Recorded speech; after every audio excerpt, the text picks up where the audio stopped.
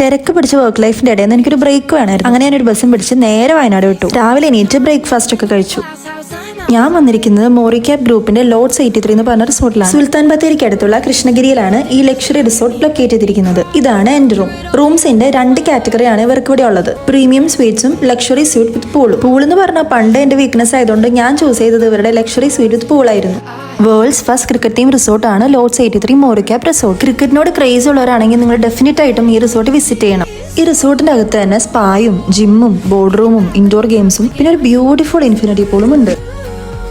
റിസോർട്ടൊക്കെ കണ്ട് റൂമിൽ എത്തിയപ്പോഴേക്കും ഫുഡ് റെഡി ആയിട്ടുണ്ടായിരുന്നു.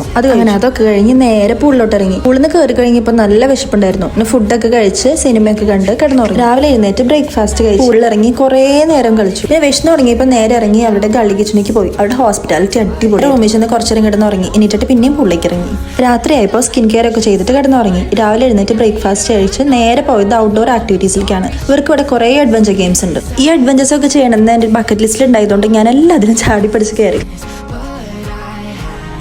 അങ്ങനെ എൻ്റെ കുറേ നാളത്തെ ആഗ്രഹമായിരുന്നു ഇവിടെ വന്നിട്ട് കംപ്ലീറ്റ് ആയി. അങ്ങനെ ഗെയിംസ് ഒക്കെ കഴിഞ്ഞ് നേരെ കിച്ചണിലേക്ക് പോയി ഒരു ലൈം ഓടിച്ചു.